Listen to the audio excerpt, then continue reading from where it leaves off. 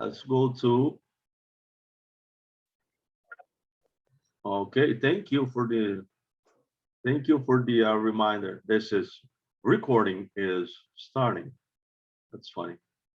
Anyway, Sean, this is module 2 about the OODA concept or loop. And any questions from module 1 that came to you that you wanna ask, make any comments, so we can start module 2.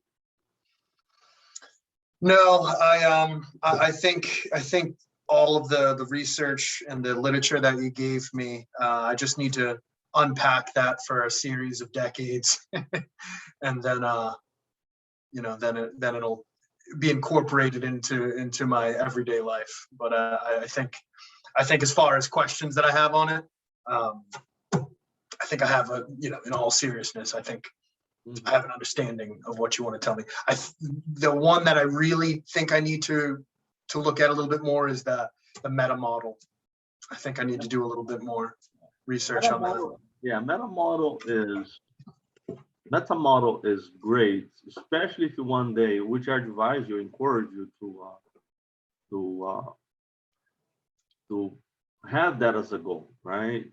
Have that as a destination while you're enjoying the journey, but have a destination, right? Right. Which is, I don't know if you want that or not, but it is to later on teach that. Yeah. Because teaching is the highest form of learning, 100%, right? When you teach, you learn so much that you'll be surprised. So your goal should be an ambition, a healthy ambition to one day you'll master all this and you teach people, right? That ties into what we were just saying before the module, you know, about touching people's lives. You know, it might not be formally as a teacher, but that's certainly something that I would like, you know, pursuing martial arts as something to aspire to do into my, you know, my twilight years. Yeah. But if not, maybe just touching that one person, you know, and then that one person touches somebody else, and then it'll become a chain, right? Right. So how to observe, right? It's how we're gonna talk about it today. Let's see if I can share my screen with you, because there is a lot of questions about this image, right? So this is my challenge coin that one day, if you persist on this journey, on this venture, you're gonna get one. I only give this challenge coin, and the challenge coin doesn't have the logo in the middle. I just put that on because I want to make a logo out of this to become the course. But that challenge coin, it's a mental anchor for you to remember, right, about the principles of created by O.O.D.A. So a lot of people ask me why the observation color is yellow, right? It could be any color, right? It could be any color. It could be black, or whatever, pink, for all I care. But the reason I put yellow, because that will become an anchor, right? Yellow is the universal color for attention, right? Look at a highway when you're driving, what you see in yellow, right? Everywhere. If you go to France, yellow is also the color, official color for safety. You don't see that in red. Always you see that in yellow, yellow, yellow, yellow, right? So I designed these colors so you have a mental anchor, because every time, and this is your homework, right? I want you to go to Staple and buy, right, the color thumb stickers. They're round like this, right? Can you see it? Hold on, let me pull this up a little. Yep, yellow sticker. Yeah. Yeah. So that's your homework. And in the center of the steering wheel of your vehicle, I want you to put one in yellow and one in blue, baby blue. So what the yellow means, right? I want you to pay attention as you drive, So every time your eyes glance that sticker, I want you to look for the color yellow on a highway where you work, everywhere you go, even inside of your house. That is to make your brain understand that yellow is observation, that you always have to be on that stage rather than white, okay? And the color for orientation is orange, right? Then the second week, I want you to put orange on that. And then decision is red. And then finally action is green. And then you're gonna see green everywhere. I do the exercise with cops and they come back to me and says, man, it's amazing how what you said to me triggers my reaction. Every time I see yellow, I remember observation. Then I see orange, I remember orientation. I see red, remembers decision. And every time I see green, it reminds me of the principles involved in action, right? So I read a article published in a Brazilian magazine by this so-called expert in Brazil. Guy is an idiot, but anyways, we're not gonna say his name. But this guy is trying to deconstruct the OODA Loop principle. He wants to say that this thing is outdated, that this thing doesn't work. But here's the problem with people, right? They don't know about a concept. They want to invent another one based upon what they know about OODA Loop, so they can sell it to somebody. And they name it different stuff, right? So they think in their that small brain that every time you take a decision, right, you go very slow. Oh, observation for 2 days, another 3 days for orientation, another 4 days for decision, and another 4 days for action. They think this is a long process, right? And the reason I'm bringing this up to you, because today I'm gonna talk to you that OODA Loop is just a framework that you can adapt and use in whatever profession that you are in or whatever you're doing, right? You can put anything in there, anything. You can use that to do whatever you want. It's just a framework. It's involving changing strategy. It's not a gospel truth, right? It's just a framework that you can adapt, right? Take, add, depending where you are and depending on the levels of skills that you already have. It is very different, right? There is two persons using OODA Loop. One is trying to buy in a company, close a deal, and the other one is in Iraq and he's a battlefield doctor making a decision in 2 seconds, either he's gonna cut the soldier's leg or not, and what amount of adrenaline he should inject, right? It's two different types of things here, two scenarios. When I tell people that scenario is a very important thing, I bring this up all the time. They're both scenarios. One guy is closing a deal in Wall Street, and the other is making a decision that has to be done in a split second about somebody else's life, right? About somebody's quality of life 1 year from now. How powerful is that? That's the power of the OODA cycle. It's the ability for you to understand that depends on the scenario, right? It's not a rigid approach of anything. Right? I've seen that work out in my sales and in my training.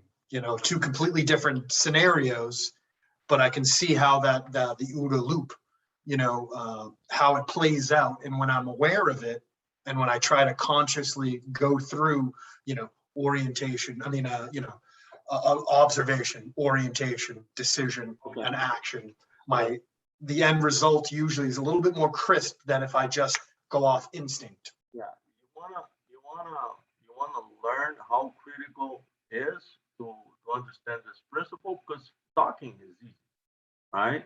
Mhm. I want you to change. I want you to change. That's another homework for you. I want you to change. I don't know if you live alone. I do. If you do, it's easier. I do. I want you to change the way you place the stuff around your house.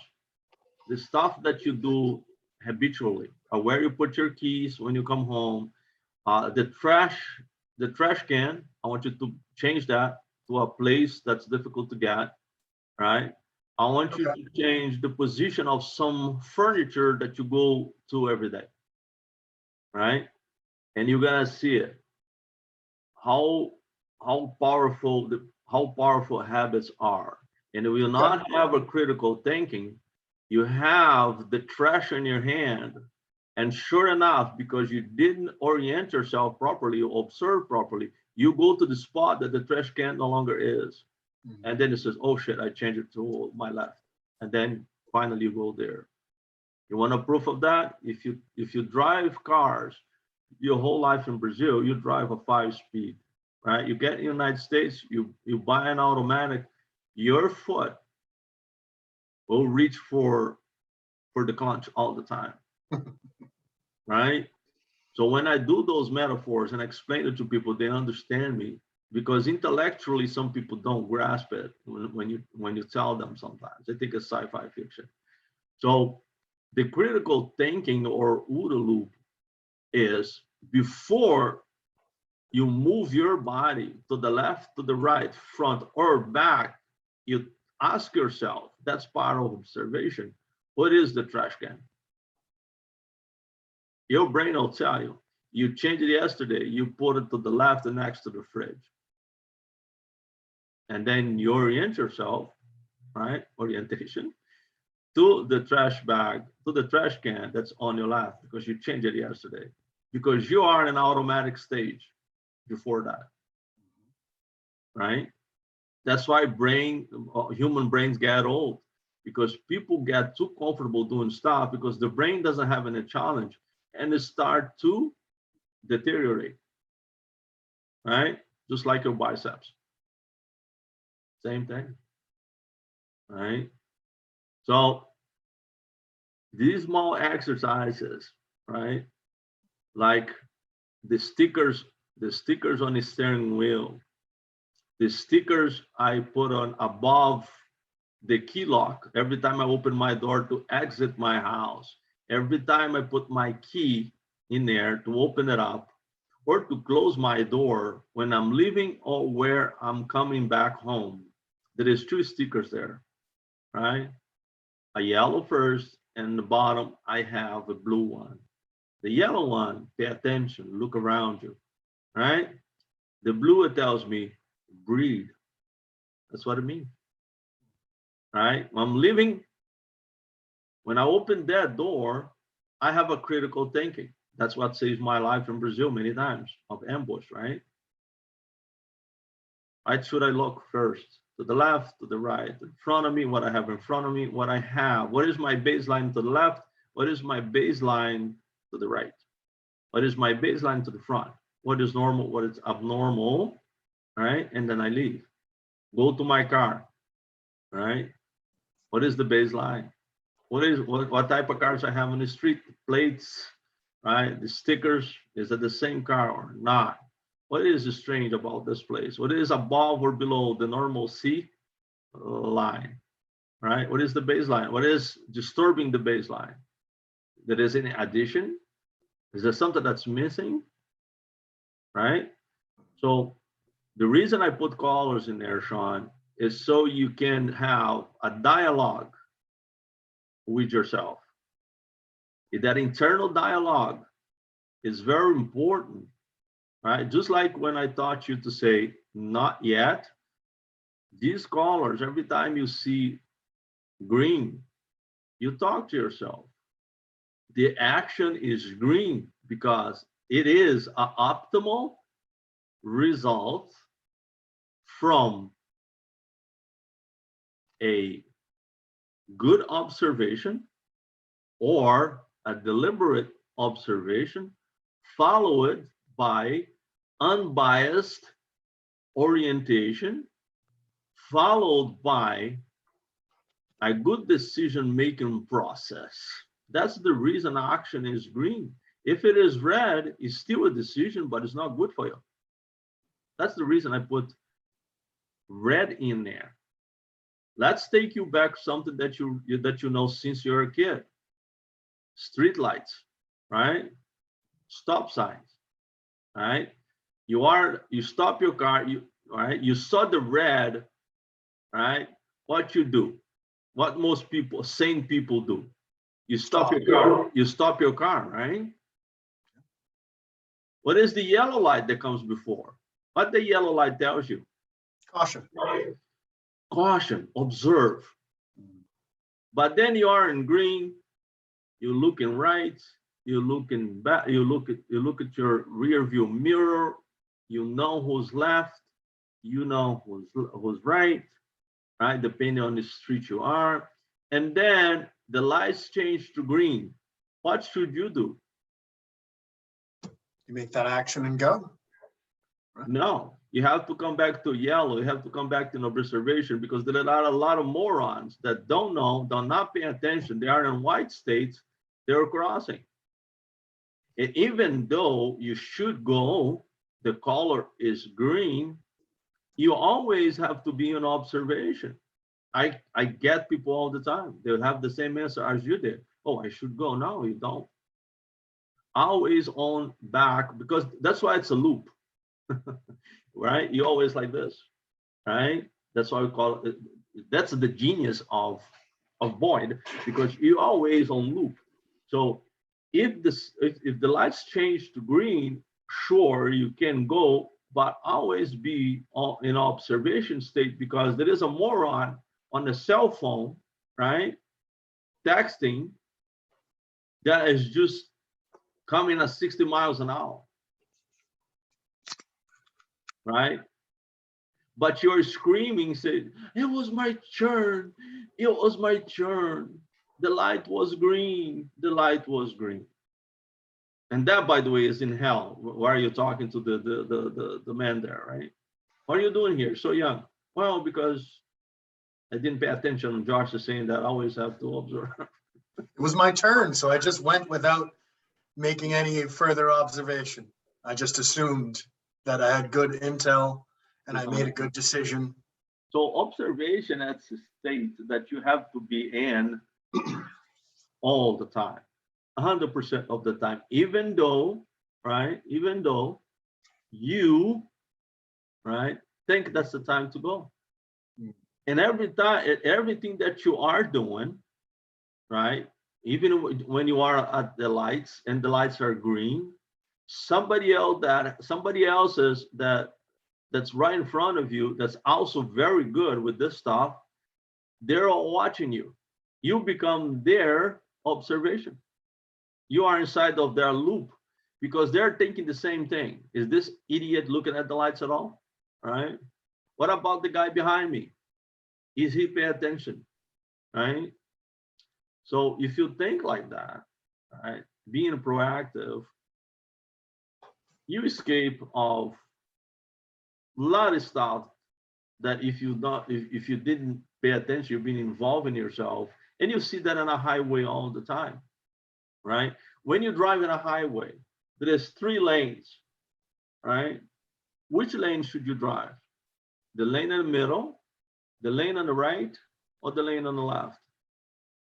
Well, the lane in the middle is the driving lane. That's the actual moving lane. The one on the left is the passing lane, and the one on the right is the taking your exit lane. So the answer is one in the middle. Yeah, but think about it in a strategic point of view, right? If you are on the left, right? If you have to move out of the danger, how many options you have? And on the left side, you have a cliff, right? But how many options you have? You have 2 options. No, you have one. You have one.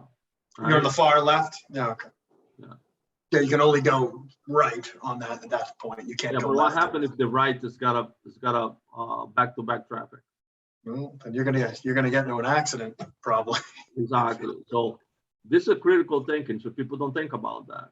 If you are in the middle and you are a smart driver, you have enough space in front of you, right? You have two options, right? You have options on the right, right? Depending on the traffic. You also have options on the left, right? So, and how many cars ahead should you pay attention when you're driving? I'm looking as far as the eye can see. Now, but what is a critical point? I would say probably 5 to 8 car lengths ahead. I'm looking at motion. I'm looking at car brake lights, looking to see if there's any erratic driving. I'm talking about right in front of you. You're driving 65 miles an hour. You have a good space in front of you.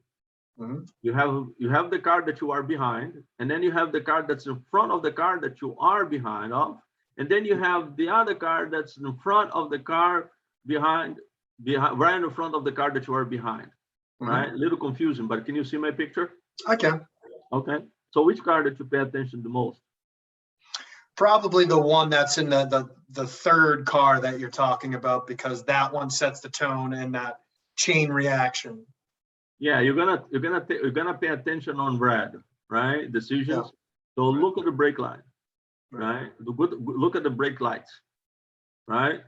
Mhm. You always monitor that car, and then you monitor the car that's already in front of you.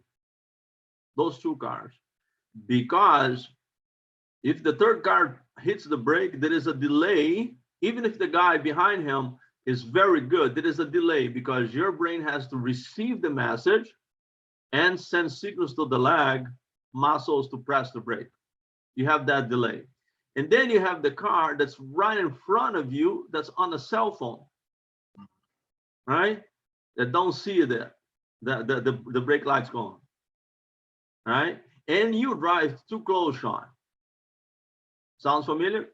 Nope, And I you never know do. what's gonna happen. You know what's gonna happen, right? Oh yeah, I've had that happen to me as a kid. I've had that happen to me. So that's what I tell people.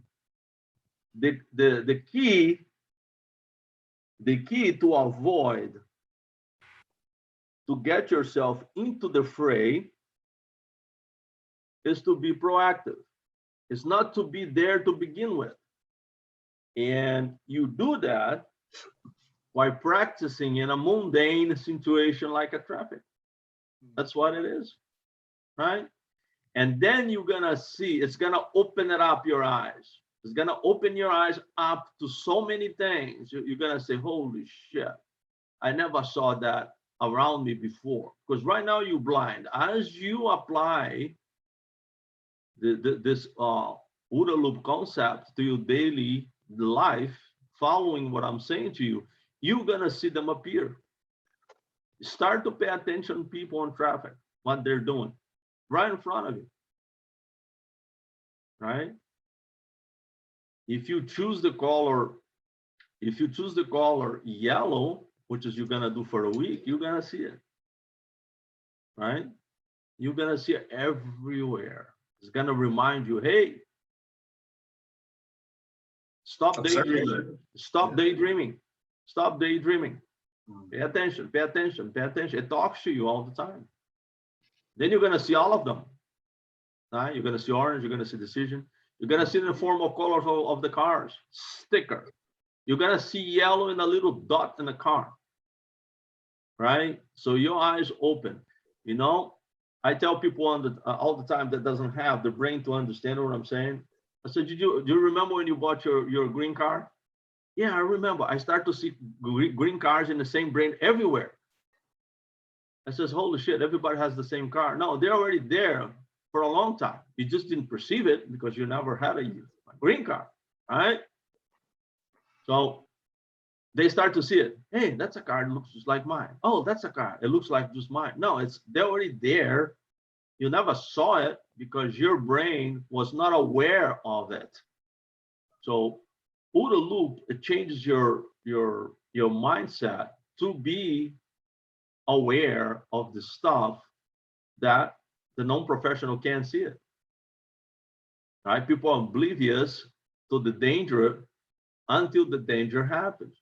Holy shit, it was there this whole time, huh? I say, yeah, this whole time. How come you see it and I didn't see it? Well, you're blind, right? Because you don't know, right? So that's why the colors, and that's why the arrows, I put the arrows in the design, because it's a constant flowing. And after you take action, you come back to what, Sean?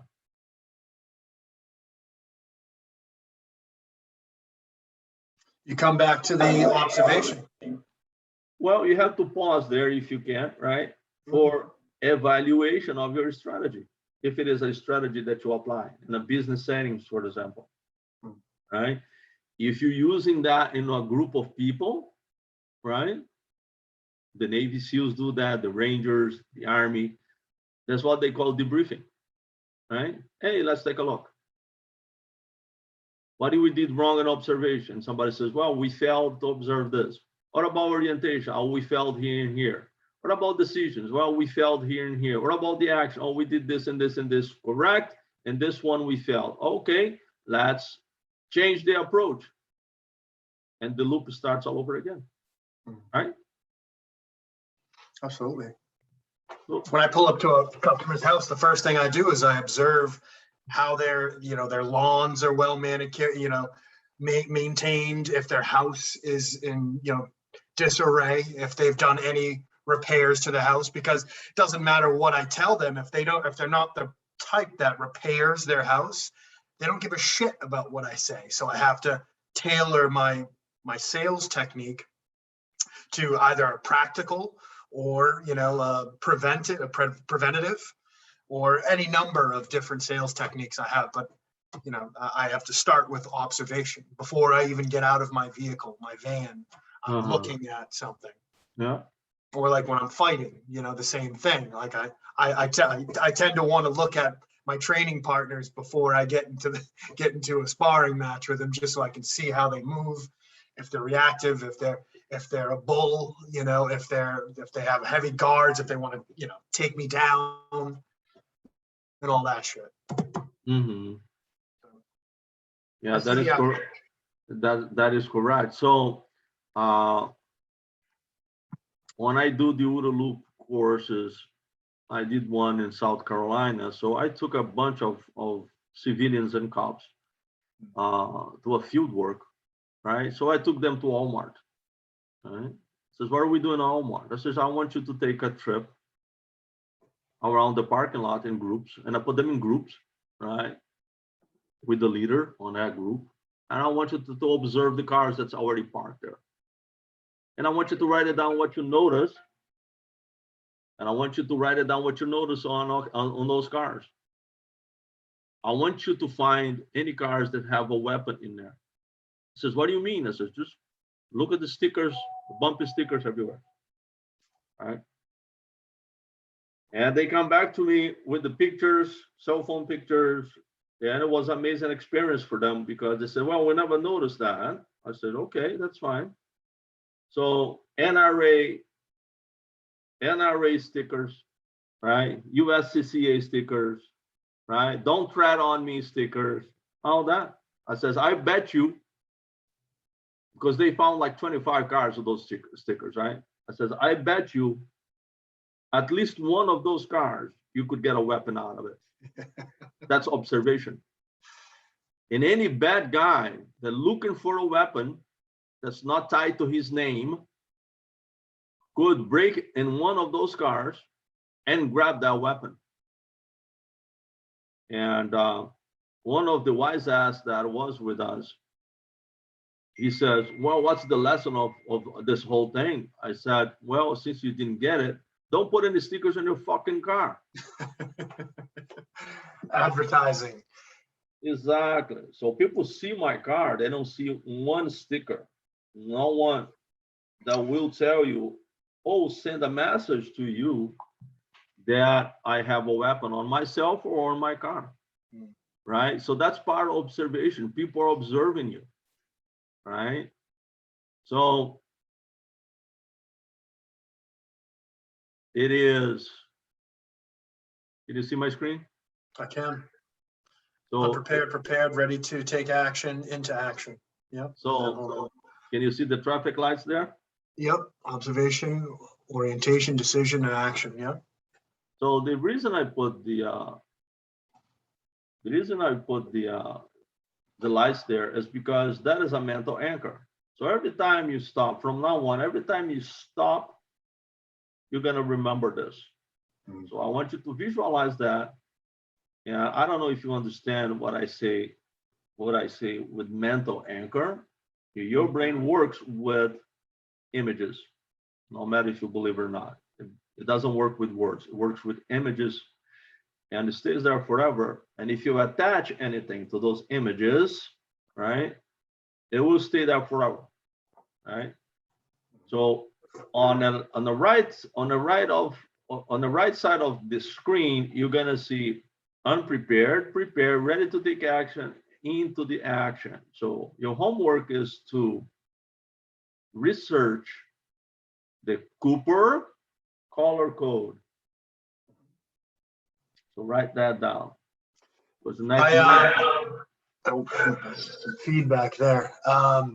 You've already sent that to me, but I have done a little bit of research on that, but I will continue to do some more research. Yeah, yeah. So Colonel Cooper, he understood a lot about mental anchors, right? I believe, and he put in color so people remember. So why I put OODA Loop on the left side, right? So you can have an idea, right? So you can have an idea how the two come together, right? Come together.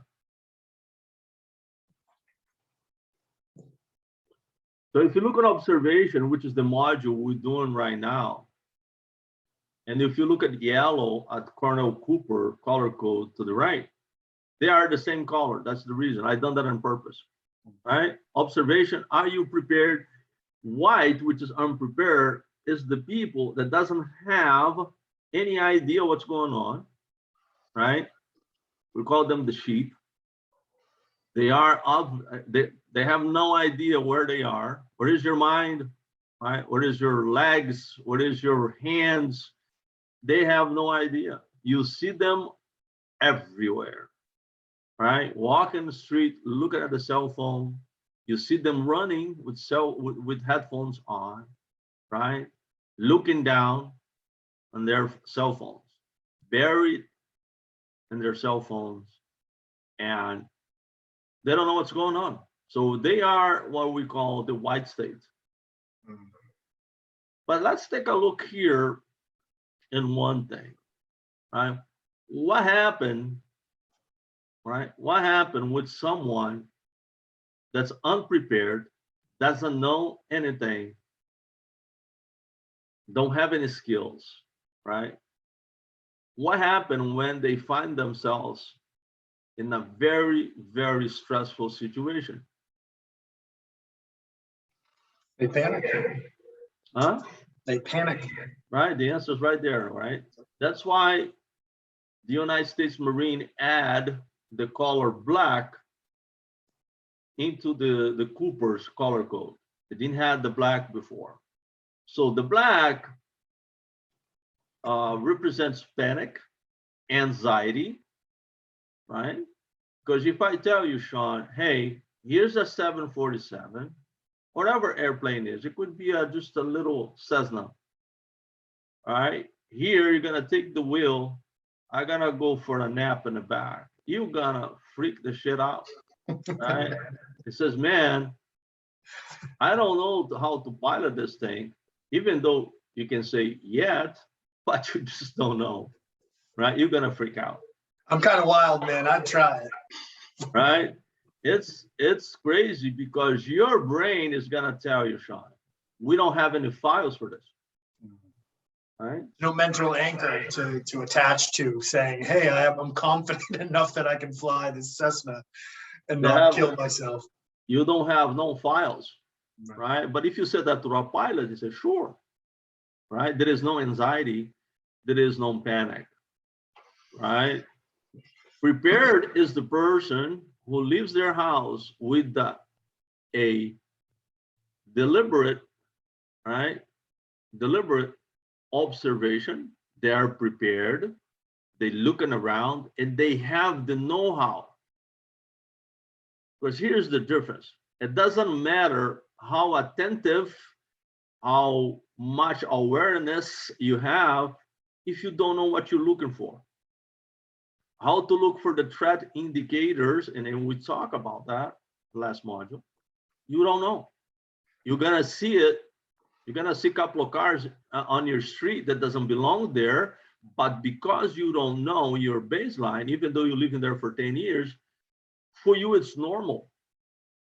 Nothing is standing up or down that baseline because you don't know, even though you are observing. Does that make sense? It does. So ready to take action is the operator that knows the baseline. They're already there. They are in a mission. We're talking about cops. We're talking about people in war theater, people that's already there. They are knocking on doors. They should be ready to take action. That's the best case scenario, right? And we hope that they are on that state. The red shot is into the action. You're already there, right? You're already deploying, right? Your skills there. You're already there, right? But now let's take a look here. What happened with the unprepared? How many lines they'll jump? How many lines will they jump? They jump down, yeah. I mean, they have to jump down 4 lines to take action. They have to. They go directly into Action, into panic. They try to go directly from here, right? Mm-hmm. Into the action. Mm. Right? Because they don't know, right? That's Right. what the panic is. And they're just reactive to the situation, right? As opposed to seeing a situation develop and already. Here's the thing, and how that action will take place. What's the form? What's the form, right? Mm. From being unprepared to straight into action, sloppy at the very best. Now, what type though? What type of action? Yeah. From unprepared, it would just be reactive. You're just reacting to a hastily perceived situation. No, I'm talking about you, right? I'm talking about you. What kind of behavior you displayed if you hear that bang, you hear the smoke, and you hear the scream? What's gonna happen to you? What's the possibilities, right? You are on the bar, body alarm response. You're on the bar, right? It is an event. It is an ambush, right? So your brain, your frontal cortex is processing that information, right? It's the little thing right here, little, very small. It's sending out the signals. Your brain is moving in the speed of life. Try to find reason. What is it? You already ducked behind the desk, but you have no files, right? To do the right thing because you don't know what to do, right? When you don't know what to do, there is a couple of things, right? You can run for your life, sometimes towards the danger, right? And sometimes you just what? You freeze right there in there, like the deer in the headlights. And sometimes out of symbiotic rage, right? And it happens every day. You just charge towards the person or thing perpetrating the ambush, and you attack them with the sheer force produced by that symbiotic rage. like a mother running towards someone that tried to do harm to their child. It's like a fight or flight response. Yeah, but that is symbiotic rage. Somebody that tried to lift a car because their child is underneath. Somebody that jumps in front of somebody that's trying to kill their child with a knife. And even though they don't know any martial arts, they will succeed ripping that person apart. And they say, how that woman did that, how that man did that. I'll give an example, right? It's a true story. It happened over either in Texas or Arizona, right? This woman came late. She was a bartender. When she opens the door of the living room, she saw the babysitter died, and her eyes was going back and forth, signaling her that something was wrong. As she entered the house, right? As she entered the house, and her daughter was there. As she entered the house, she was attacked by a guy that outweighed her by at least 80 pounds with a hatchet. In a reaction, she did this, and the guy broke her arm, cut her arm, and the next blow was here on the skull. The guy split her skull, right? The bone, at least. And in a symbiotic rage, right? She took the hatchet off the guy's hand and killed him. Now I want you to think about that. That's a real story. She killed the guy with all that damage, right? What are you gonna teach that lady? Nothing. There is nothing to teach. I wanna take lessons from her. Right. So this is to show you there is a couple of things that can happen to you, right? You're either gonna get stuck. You're gonna go underneath the desk and hoping that the bad guy's not gonna find you, like in the movies. Or you're gonna run, praying that you're not gonna get shot or stabbed. Or you're gonna freeze. Or you're gonna charge towards. So if I die here, I'm gonna take someone with me. That's the unprepared, right? You don't have a strategy, and if you have the guts, right, you're gonna use that to say, hey, I'm not gonna die here today, right? I'm not gonna die here today. But that dialogue, Sean, right, has to happen. If you don't have the dialogue, it's not gonna happen. You're just relying on that symbiotic response that may or may not happen. Well, even if you use the symbiotic rage, which I advise you to do it, right? But controlled, right? You know what you're doing. It's like you are an autopilot, but you know you are an autopilot, right? You know there is somebody conducting your body, but you're aware of it, right? Like at least a little bit. So, but that dialogue you gonna have prior all this thing happen. You're gonna give permission, right? You're gonna give permission to that manager to act if the time comes. Because let's face it, Sean, you're only gonna taste it or have an idea if it happened to you. It happened to me many times as a police officer until it became natural. First time, I didn't poop my pants because it was not shit, or shit was not ready to, right, to be in that situation. But the two veterans inside of that car in the 80s, right, they're smoking cigarettes. Going to that call, I was behind it, almost shitting my pants. I was just a young guy on my first call of a real gunfight as a cop.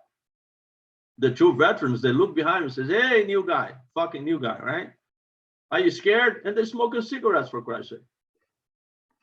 And you can hear the noise from the radio, because when they call us, was the old Motorola radio, two-way radio, right?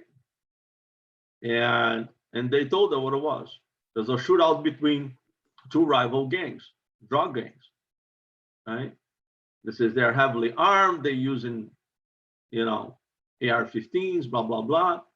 And when I heard that, my heart started to go like this, out of my chest. Oh my God, oh my God, oh my God, oh my God, oh my God, right? And those guys are just laughing and checking their weapons and checking, you know, the magazines and racking the slides and preparing and smoking a cigarette at the same time. I said, how's that possible? Because they've done it so many times, right? That is experience by doing it, right?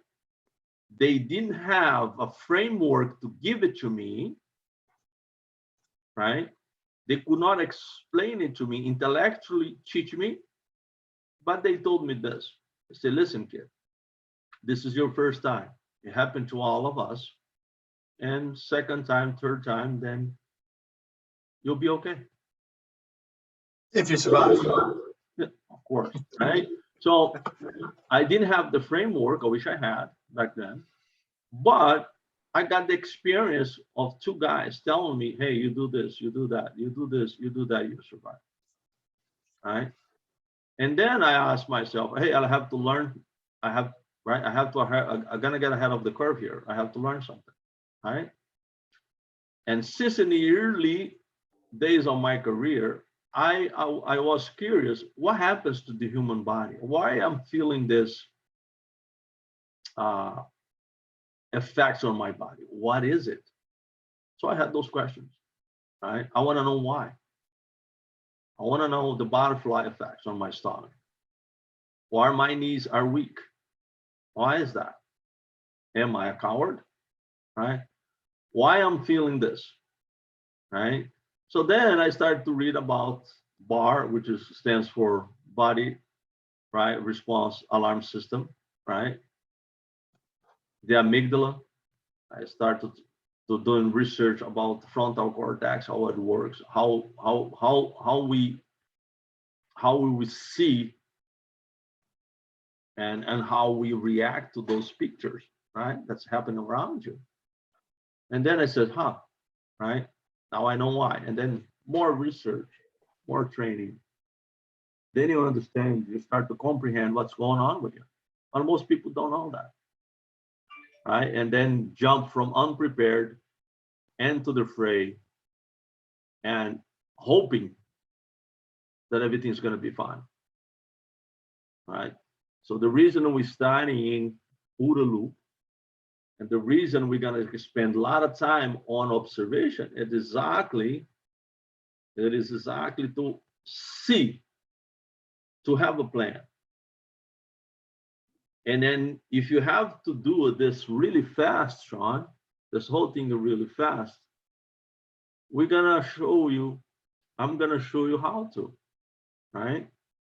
Sometimes you have to do it really fast. Yeah. Questions? See how they need that. Questions, observations, insults? Well, I don't think I'd insult you, Shihan. Not to your face anyway. Oh, I hope not behind my back. That's even worse. No, I'm not built like that. If I have something to say, I say it right to somebody. Right. So how to look for threat indicators, right? Yep. So that's what we're gonna talk. I just spend a little time on that, explaining the colors and the symbols, so you have an idea. Okay, good with that? I am. So how to look for the threat indicators, right? We already talked that you can't rely on luck, right? And some people says, well, when I see the threat, I'll know it. Well, if you see the threat, it's already late, right? If you see the smoke and the flames, It's too late. your apartment's already on fire, right? The only thing you have to do now is call 911 and get out of town, right? So it's not a good strategy. Hoping that you see it coming, well, you talk about that, not good either, right? So now let's talk about making decisions, because here's the problem with some keyboard warriors on Instagram. Well, what happens if I make this decision real quick? I don't have time to go through decisions, to observation. I don't have time to go through orientation.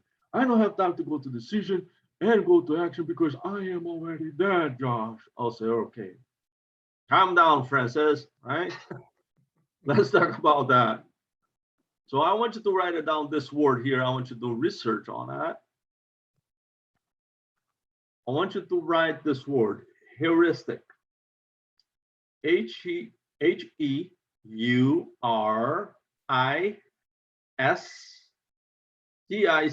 heuristic.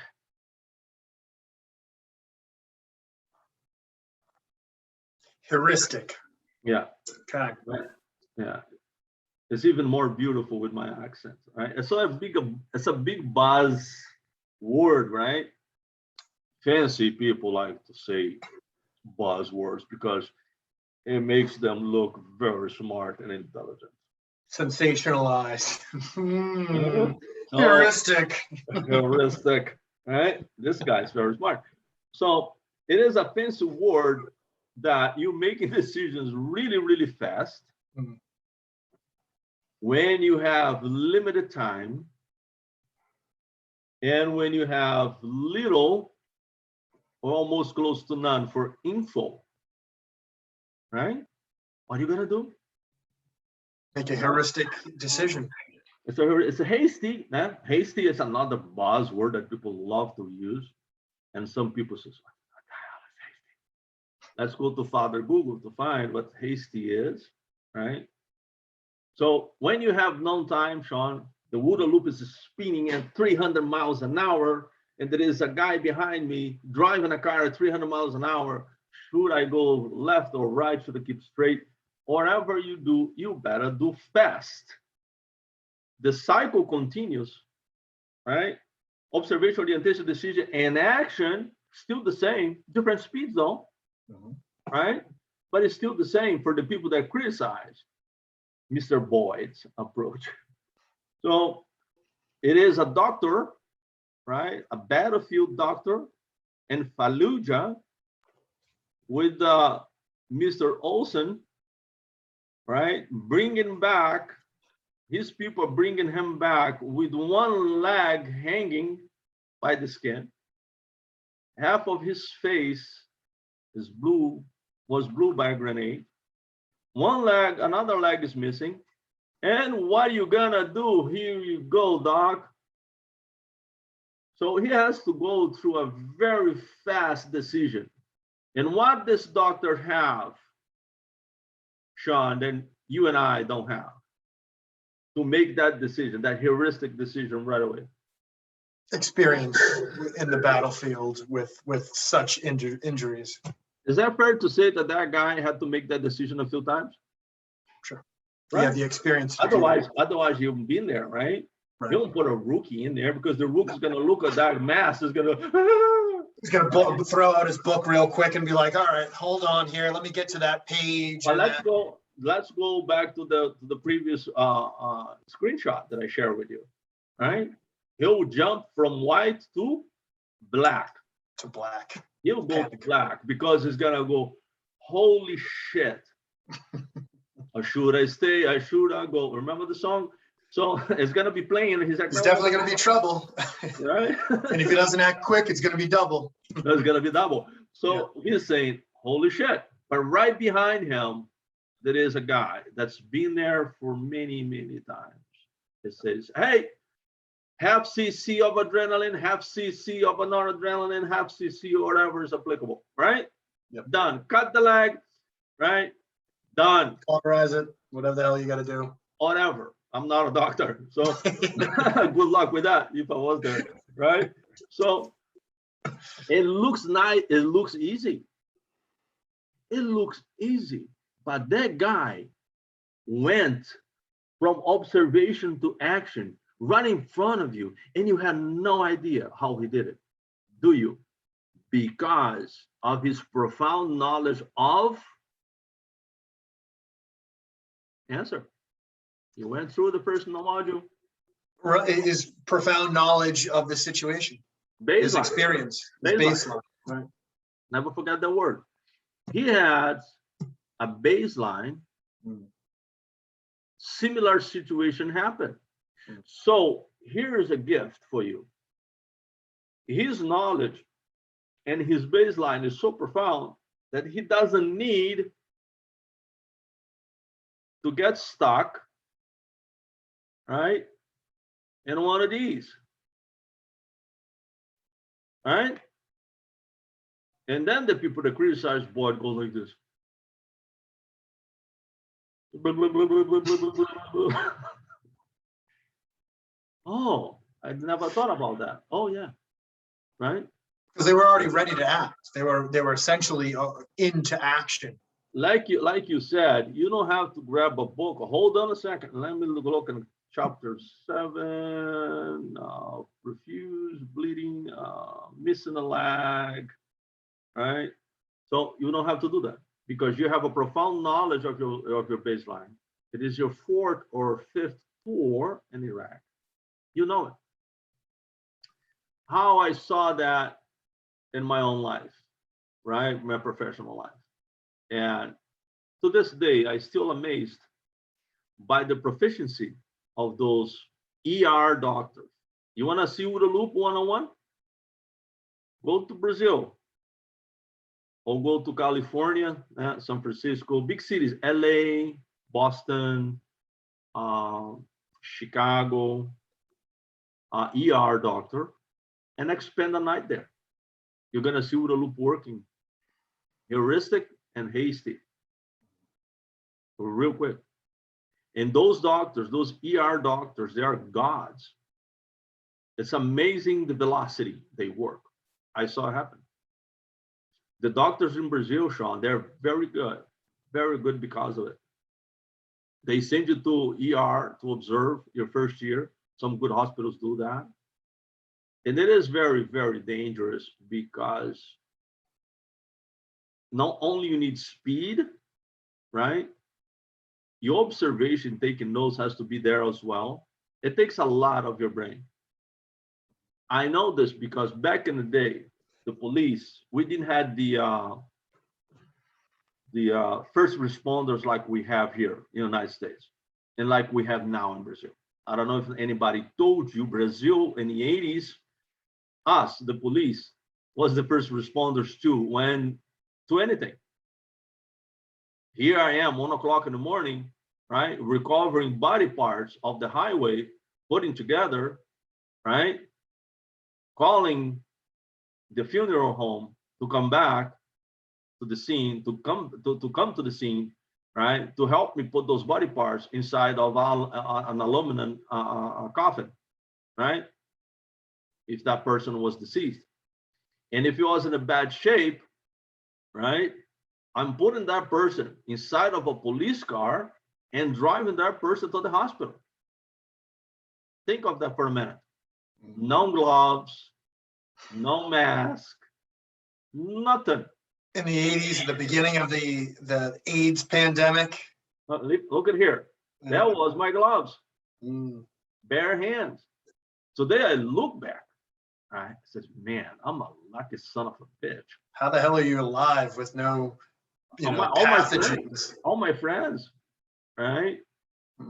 So we did that. And I saw that. So I created a very good resistance to all kinds of smells, right? The smell of death, blood, and anything between that we don't need to tell people here. But I got a very high tolerance of seeing those things, and I got curious, right? I got curious. I would stay sometimes and see those ER doctors putting people together, and you say, man, these people are not gonna be alive tomorrow. That's impossible, right? 1 o'clock in the morning, those young doctors are working people falling apart, right? Taking bullets and throwing them in a container, right? And all that noise, cling, cling, cling, you know what I mean? And you say to yourself, this person is not gonna make it. It's not gonna make it. And then you go in the morning in the hospital and say, hey doc, what about that guy? Oh, he's in a bad shape, but he's gonna make it. And those guys don't even realize what they're doing. They're freaking gods, right? They're saviors. Unbelievable. I brought people back in there, Sean, that I said, man, they're not going to survive 30 minutes.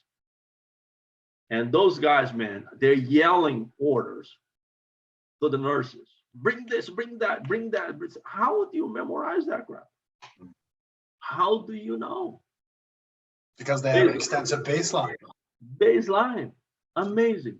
Do this, do that, do this. Give me this, that tool, this tool. Cut here, right? Cut here, right? Apply this medication. Oh, he's going, right? And people don't understand. They going through those cycles, but on the speed of life that I call it. Is the speed of life, because they are running against the speed of, complete the phrase. They're running against the speed of. They're running at the speed of life, going against the speed of death. That. Yeah. That's the speed they go against it, because those doctors, great human beings, they seem cold because they have to, but I'm seeing them in a corner, right? In their office with their head between their legs, crying because they lost a patient. They do that alone because they can't show it to the rest of the public, right? Or they put the game face on and make those decisions in real time. I saw many times they go to the bathroom, they throw cold water in their faces, wipe the tears, and they come back for another one, right? So these are type of guys that they have a profound knowledge of how to act in the speed of life. And you should learn how to act in the speed of life, because you are going every day, right? Against the speed of that, right? I was talking to Jason yesterday. I know you know Jason really well. Used to be Mario's student, right? The cop. Yeah. So I was talking to him. He talks to me a lot, asks a lot of questions. So yesterday I told him about the Stoic philosophy that everybody should get familiar with it. And Marcus Aurelius, the emperor, was a Stoic, and he wrote the book Meditation, which I recommended to Jason to read it. One of the best books I ever read. And he was one of the emperors when he came home, right, with the spoils of war, and the Romans greeted him with flowers and gold and kissing his ass. He had somebody whisper in his ear, "Memento mori," which in Latin means be aware that you are immortal, right? And one of the sayings of the Stoic philosophy is you could live life right now. You could be dead right now. This conversation I have with you right now, Sean, it could be my last one, could be yours. So I told him to buy the coin, right? Because it's a memento, right? Memento mori. And he likes coins. So I carry this wherever I am, because sometimes when I grab it, I know, hey, remember that you're nothing but a digestive tube with organic computer on top. That's all you are. Collection of memories. And this is what we're doing right now. We're collecting memories, right? We're building files, because this thing here talking to you is nothing more than an organic computer, very confused organic computer, that we are collecting files, hope the right ones, having all these mental anchors, all the scholarly images and coins. And this is what this thing is, mementos, nothing more. And we need these things so we can touch it, see it, and remember forever, right? So this is what it is. We're collecting memories, because when the time comes, we can really go fast because it's already there. It comes to the frontal cortex really quick. So you make a decision if you want to cut their leg or not, because, right, let's face it, You've been there before. And you don't have anxiety. Because the new guy behind you, the new doctor, he's shitting his pants, even though he's not doing anything. He's just observing. But he's shitting his pants as you doing it, so calmly and so much confidence. Follow me? I am. Questions? Nope. Don't have any at this point. Mm-hmm. So the heuristic approach or technique, it's a problem-solving situation, right? When the time comes that you have to make a decision real quick, right there and there. For that to happen, Sean, you gotta know your baseline, right? You gotta know where you are. And if you don't know your baseline, talk to someone that knows the baseline. I go to Brazil every year, even though I know the baseline of some spots that I go. If I go to unknown territory, I ask people to go with me. Like Rio, for example, I'm not very familiar with the baseline there. I know intellectually what to look for, but I don't have a profound, right, hands-on experience. That's why I talk to the locals. Follow me? Where should I go, right? And if I go there, and if I go there, which route should I take, right? Which highways should I avoid, right? And if I go there, which places are better for me to defend myself if I go there, and what to watch out for? That's all I have to do. If I'm not sure, I bring someone with me with a profound knowledge of the place, and I go with them. And that's often what I do. And I study that baseline. Next time I go by myself, I know what I'm doing. I never like this. Sipping the pina colada on a hammock. I am relaxed, but I'm paying attention. Oh, okay. I got it. I'm talking to people. They don't even notice that I'm doing, but I'm doing. Because next time, if I go by myself, I know what to look for. So that's all it is. It's not a secret. It's a big word that Instagram superstars, they throw around like it's a mystery given by God, right? Heuristic, right? It's nothing more doing stuff with the limited time, little information, right?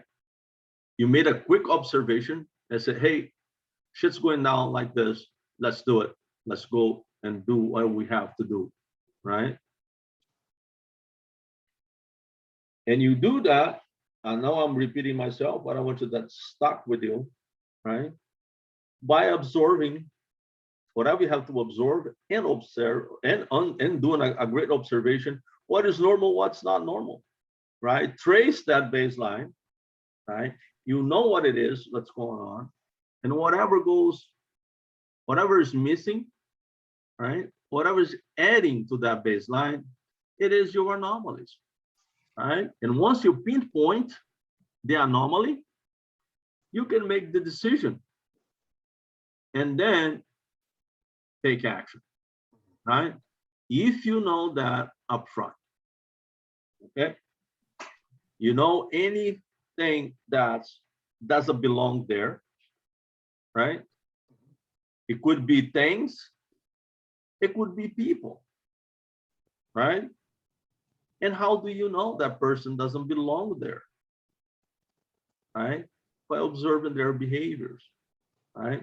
What is wrong with this person? Why they're behaving this way, right? I never saw that person in here. Why they're going to the locals asking for information. Where is he? Where is he from? Right? But if you don't know, that person is gonna pass by, you're never gonna see it coming. Right? You're never gonna see it coming. Questions? Nope, you've explained it perfectly. Okay, so now I'm gonna give you an equation. Right? So write on a piece of paper, I want you to write this equation. Write the word baseline the sign, the plus sign, anomaly equals decision.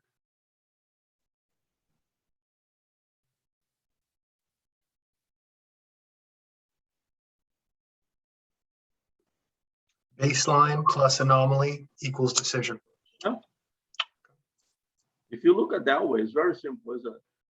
Yeah, look at your baseline. Look for anomalies. Look for the indicators, right? Stop looking for traps, because if you see the trap, you're already fucked. So look for anomalies. If this is the baseline, whatever is up, right, is adding. Whatever is down, right? Whatever is down is missing, right? An addition where something's missing, right? If you look at that, right, it says, well, something's wrong here. So it's anomaly. So through investigation and a proper observation, you find that's really, really something dangerous. Now you have to take action. You have no choice. Not every anomaly is a bad thing, right? No. And if you know what to look for, this is, well, this is not a problem, right? See if there's consistency, if you've seen that before. Yeah, right. It depends on the situation. Now we're going to talk about people and location, right? Because you have to be expert on location too. That's when this thing start to get complicated, right? Very profound.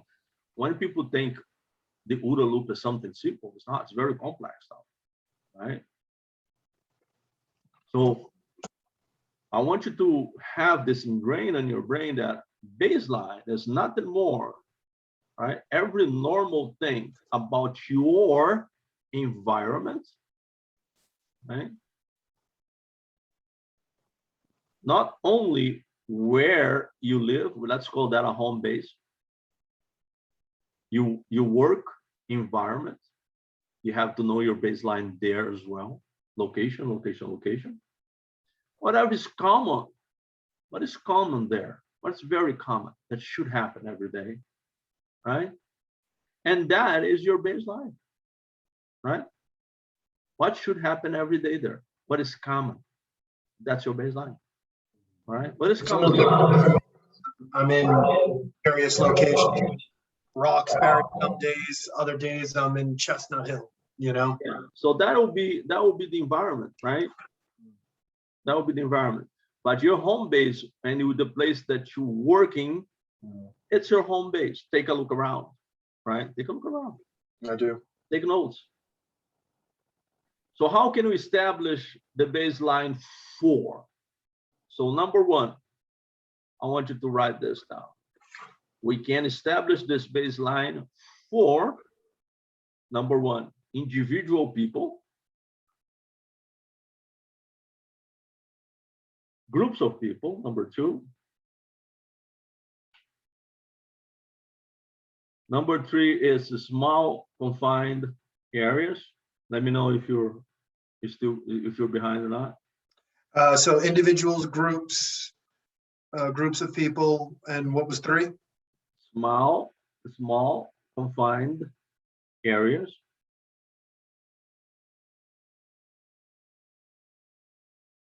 Fourth, large areas such as barrios or city skirts, right? Cities, right? Communities, like in case of Brazil, the favelas, right? Or ghetto here. Fifth, this is very important, right?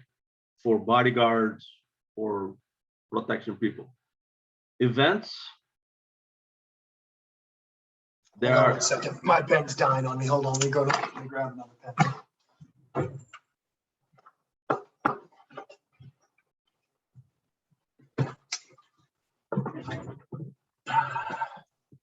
All right. So events. Okay. Events, they are common to take place, like events that's supposed to happen on that city all the time, or every month or every year. For example, street markets, food trucks, see that in New York all the time, sidewalk peddlers,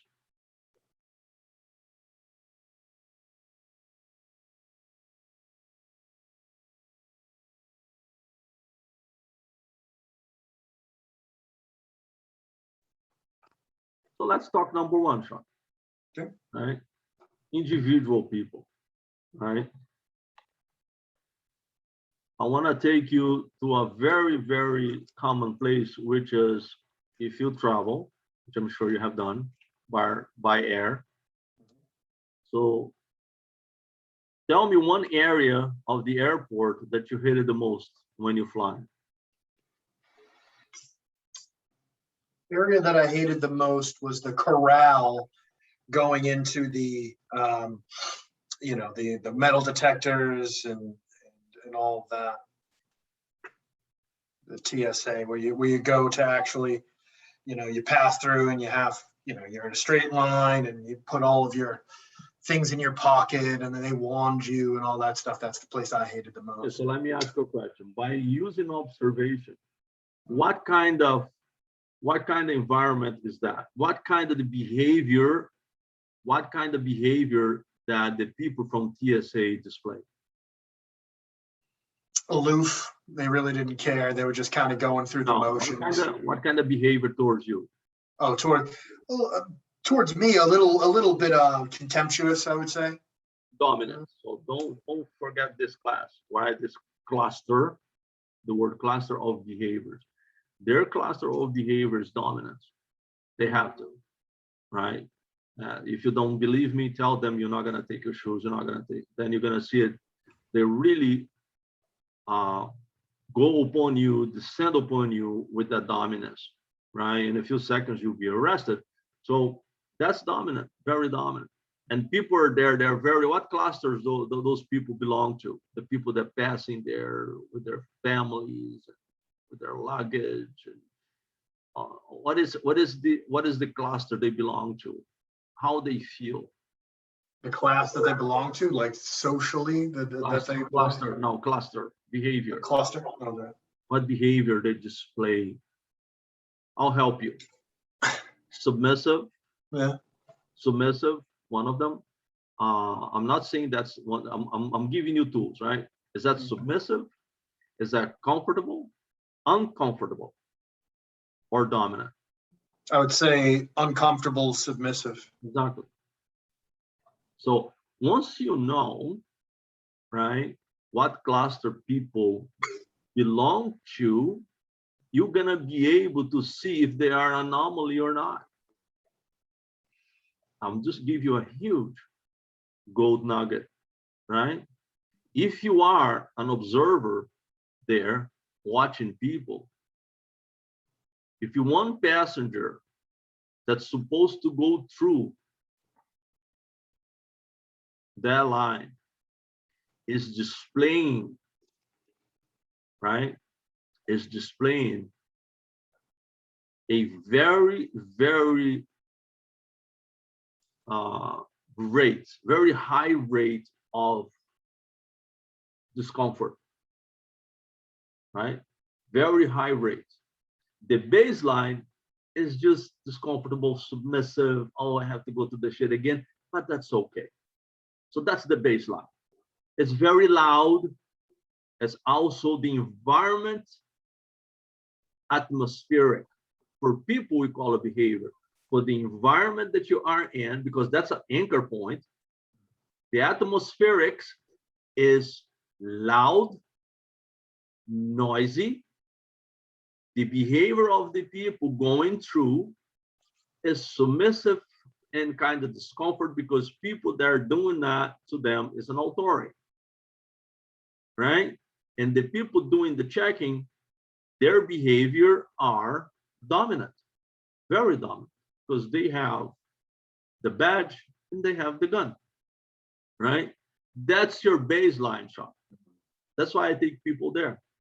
So they have to pinpoint me, what is the behavior right now? What is the anomaly? If someone shot, right, it is anomaly on that line. What kind of behaviors they will be showing? Tell me. Dominance.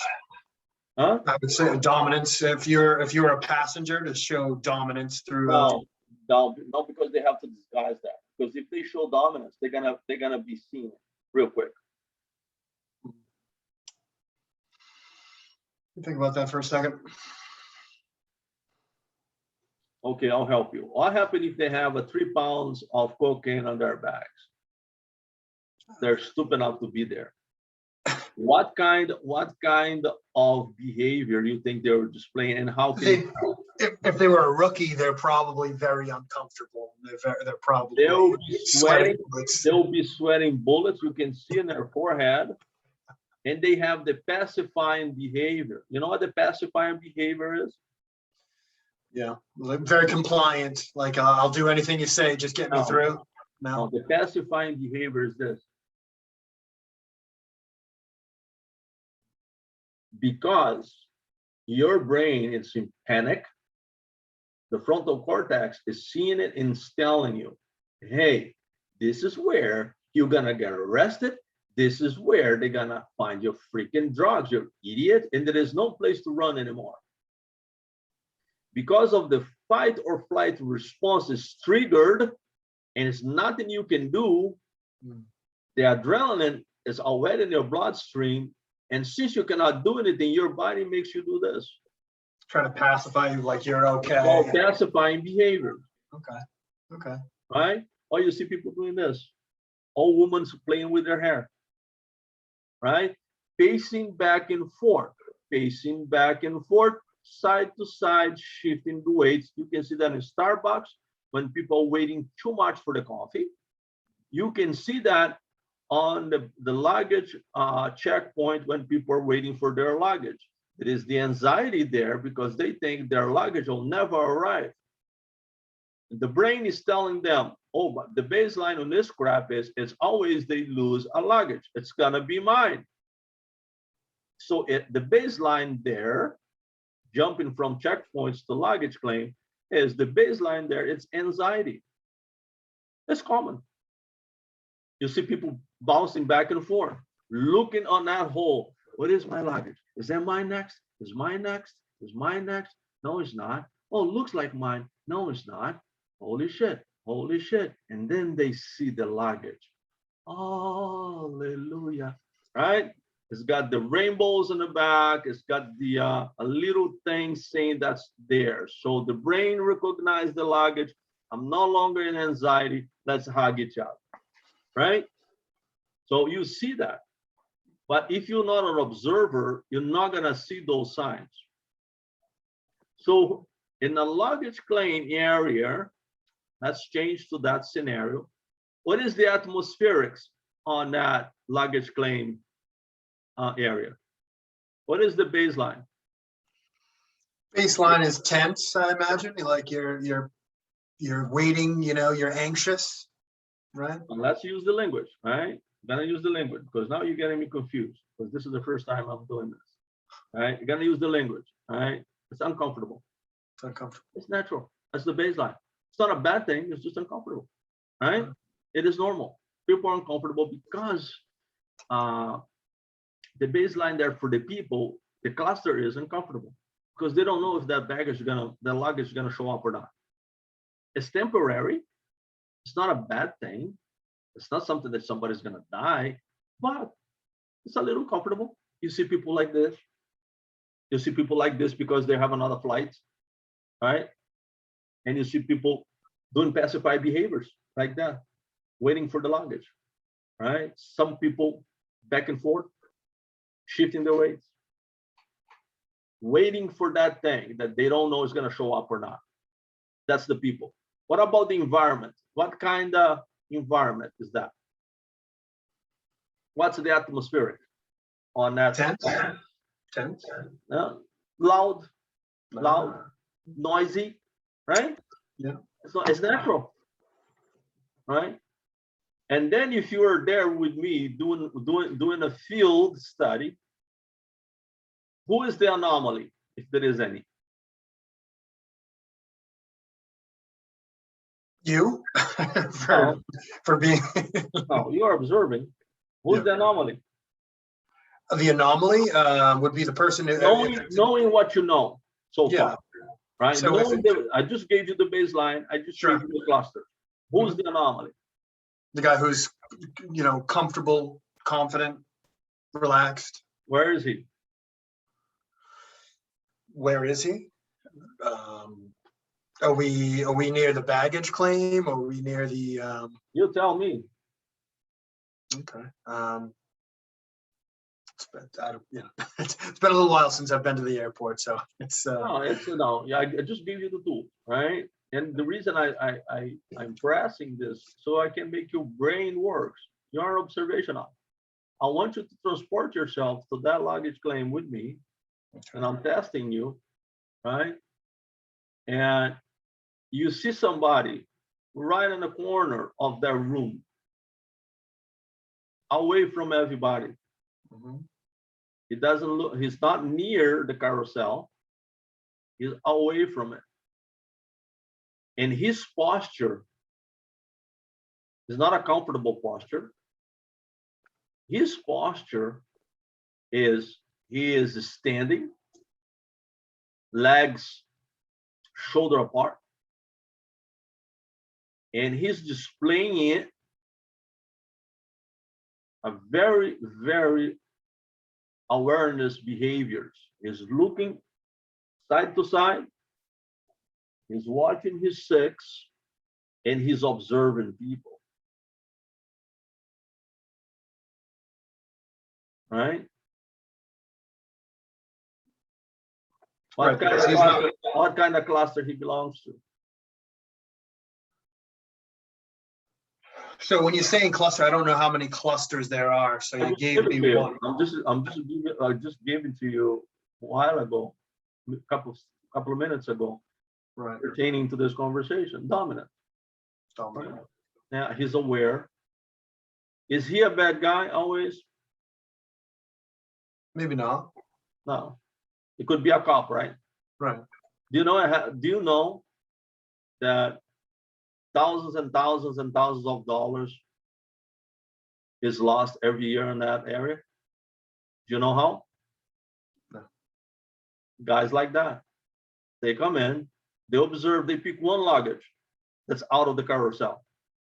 5 minutes, 6 minutes, 7 minutes, 10 minutes, nobody claimed. They'll go and grab it and just leave. Walking normal like me and you. Let that sink in for a second. That's the power of observation. He's there. You can see it, Sean, because you're not a professional. He's there. Guess what? I look every time I go there.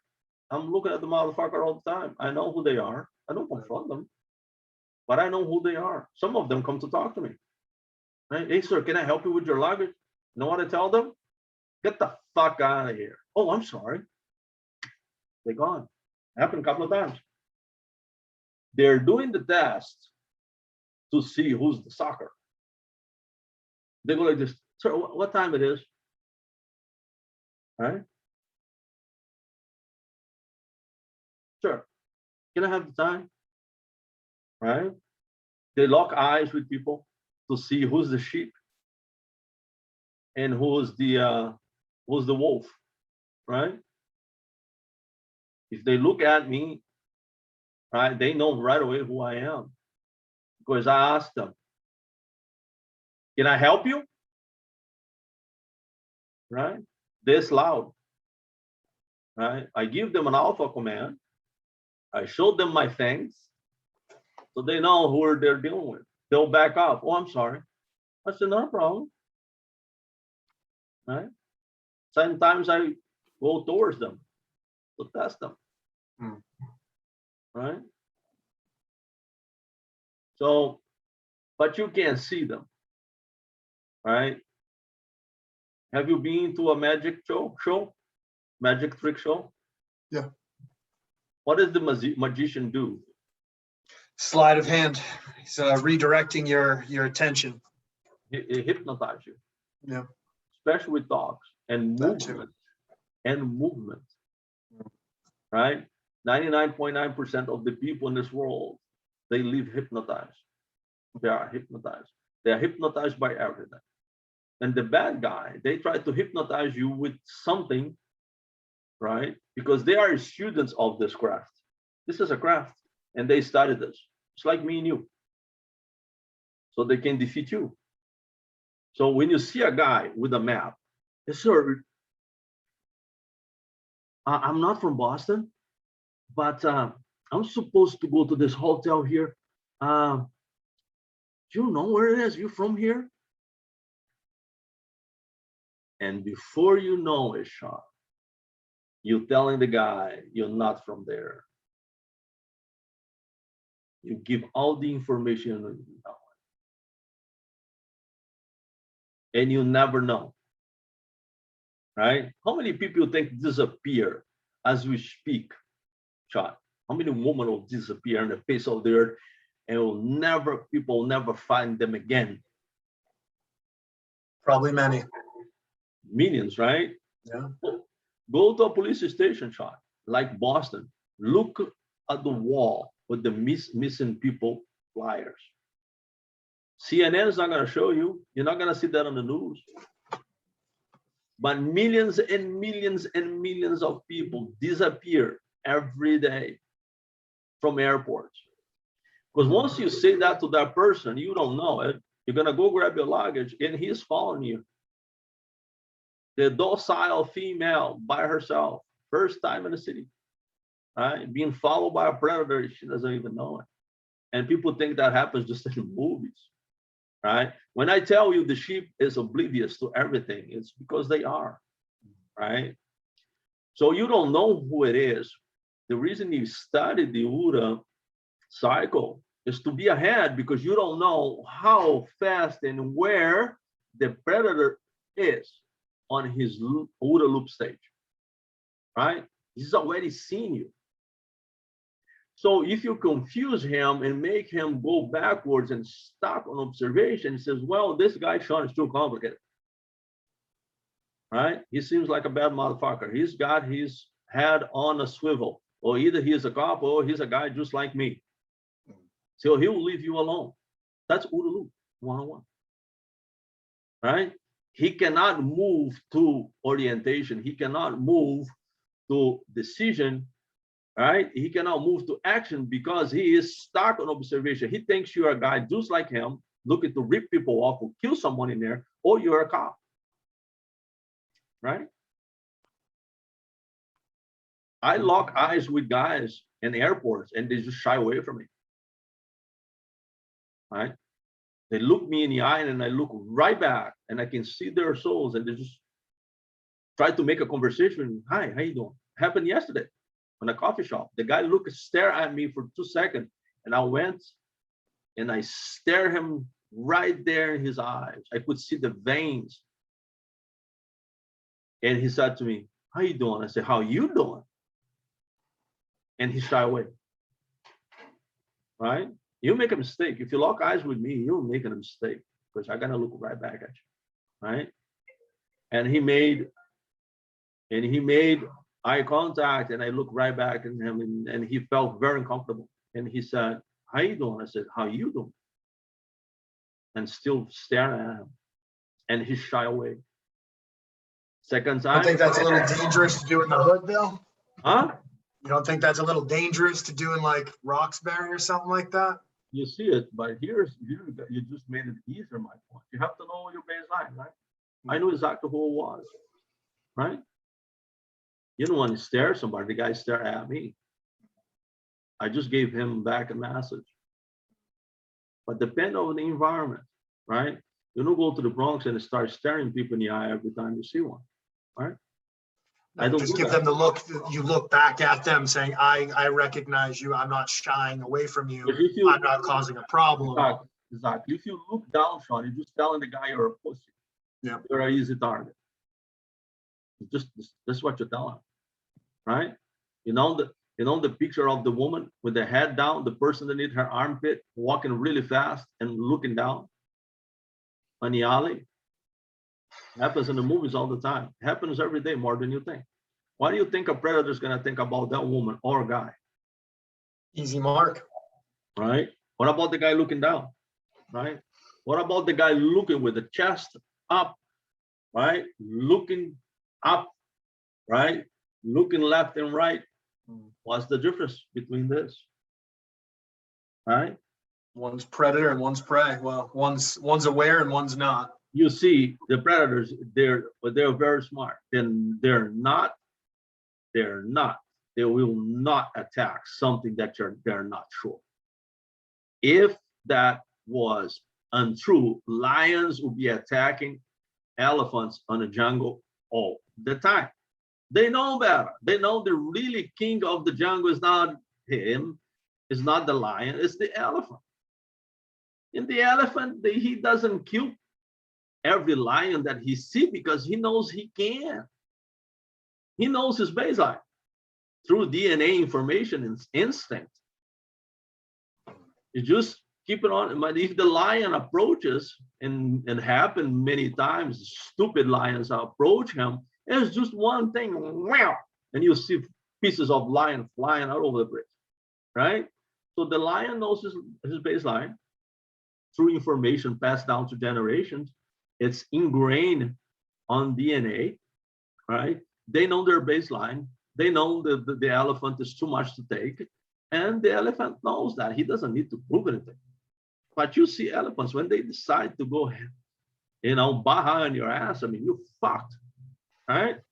You see them doing it. You see bears doing it, when they lose it. So what I'm saying is you have to conduct yourself in a way that, right? You know what you're doing, you know your baseline, you know what kind of look that you get and from who. What's the message, right? So adaptation is the key, right? So every time, so next time you go to a space, right? It could be at the mall, right? It could be when you're waiting for food, right? At the mall, right? It could be when you are in Starbucks or Dunkin' Donuts. Look at people. Look at the atmospherics. Look at the cluster of behavior, the people waiting for the food. What about the people behind the counter? What kind of behavior they're displaying, right? So you're gonna look for atmospherics. You're gonna look, what's the baseline for that space, right? There is differences in there. If you are in a high-class restaurant, what's the atmospherics in there? What's the baseline? What about the people? What is the baseline there, right? If you go to a street market, what's the atmospherics? It's very loud, people laughing as people try to peddle their product, right? If it is quiet, what's the problem, right? If you look at the people, they're very quiet. They're not talking. What made them that way? They're very discomfortable. What happened? You never saw that happen before. What's going on? Ask yourself. That's observation. From there, remember what I asked you to write, right? Baseline plus anomaly, decisions, right? Decisions. So what you have to know that's anomaly is something that deviates from what's standard, right?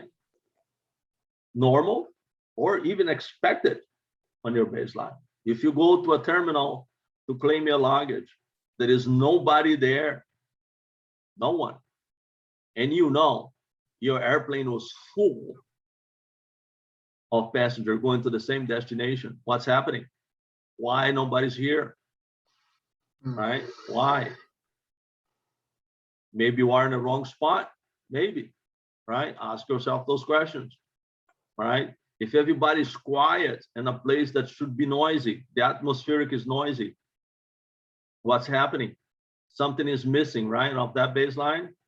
Right. About the stalker, the attacker, right? Who is it? So recapping what we just said, how to classify an anomaly. So anomaly above the baseline, right? It is an addition. So you have to know this. If it is above, it is an addition. If it is below, there's something that's, complete the phrase. An anomaly. No, if it is missing, That is missing. Okay. it's below.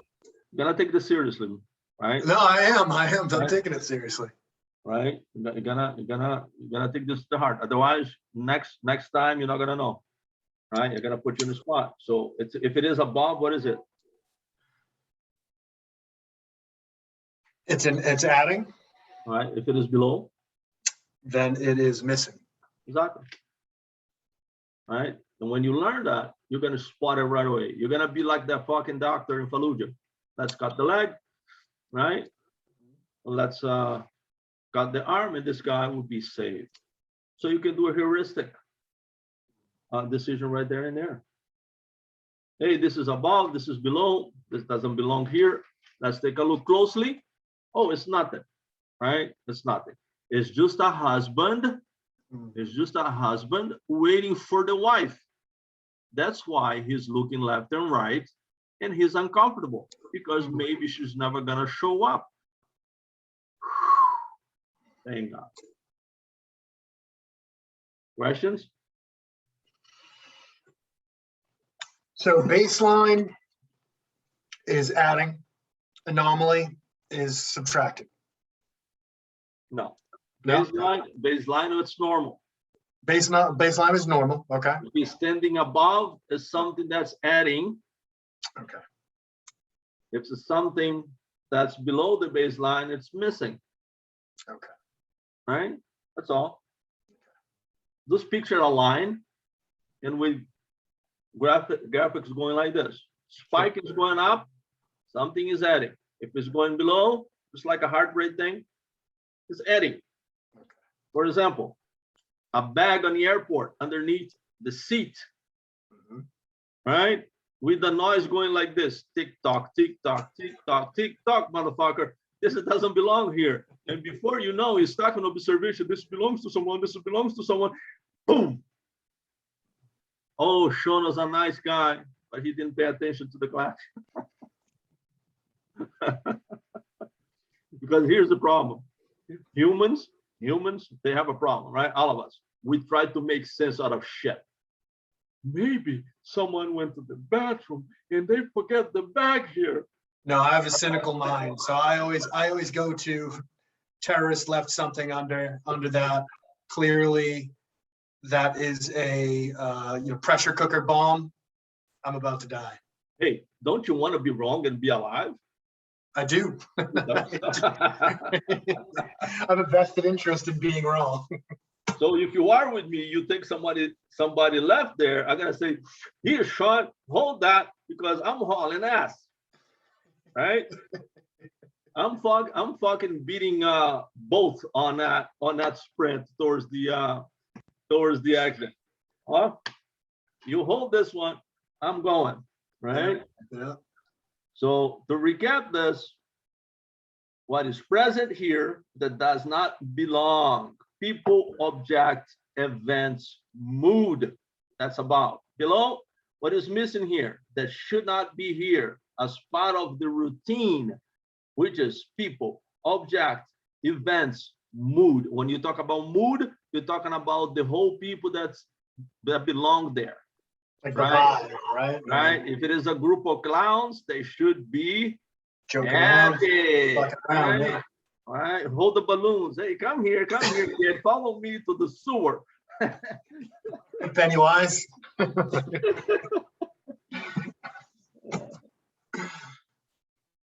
So after you do your analysis, your technical analysis, Sean, right, and you're certain that's a real anomaly and it is dangerous, right, you can move to your decision, right? And what is your decision if you are a civilian? Call the freaking police. Do not try to take your gun out of the holster and say, hey, here's a citizen. Here, put your hands on. Citizen's arrest. You call the fucking police, right? It says, hey guys, there is a bag here and there is a sound coming out of it. It said tick tock, tick tock, tick tock, right? That's all. It's like that old saying, if you see something, say something, right? I mean, Yeah. it came out shortly after all that stuff went down. And believe me, it doesn't happen like the movies. The bad guy does not show up with the overcoat in the summertime, Long mustache. with a hat and dark sunglasses, huh? So just think about that. So we're gonna stop with one more thing, and then we go and you finish module second. So how to observe and look for anomalies. Write down on your paper the 4 pillars of behaviors.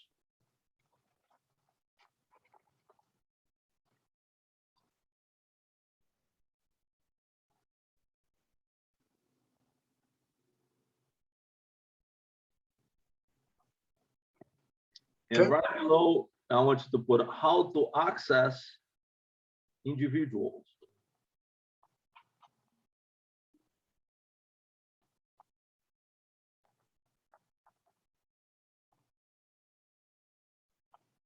Okay. So Is that part of the 4, or is that just like a subgrouping on that?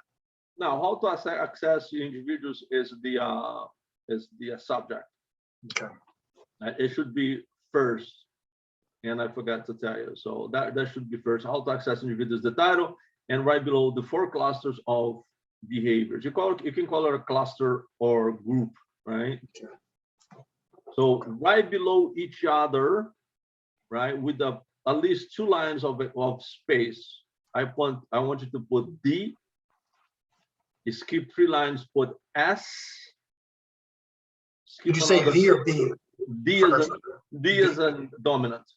Oh, D. Okay. D. 2 lines. S. S as submarine. And skip a couple of lines, put C as in Charlie. And skip a couple of lines, put U as USA. Okay. Okay. So first so I want you to I give this to you so you have an anchor. So memorize DSCU. So you memorize all the clusters, right? First one is dominant. Second one is submissive. Hold on one second. You already put the D. The only thing you have to put is dominant. Submissive, comfortable, and uncomfortable.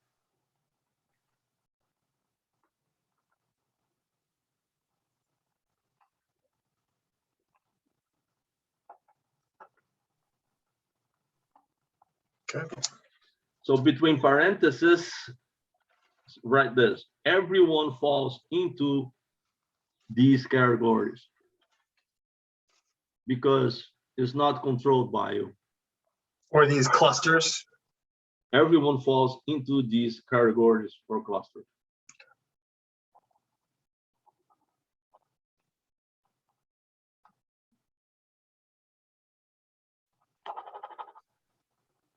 Do you know why I'm saying that everybody falls into this category, Sean?